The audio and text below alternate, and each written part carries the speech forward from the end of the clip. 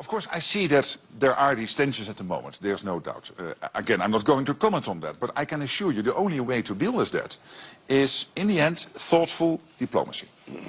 So statements from me will not add anything here. And he said last night in his presser that he was doubtful whether the Europeans would come to the rescue if Article 5 would be triggered. I tell him, yes, they will. And they did on the 11th of September 9/11 in 2001, when for the first and only time Article 5 was triggered. I have no doubt the US will come to the rescue here, we will come to the rescue of the US, and we need each other for our collective protection.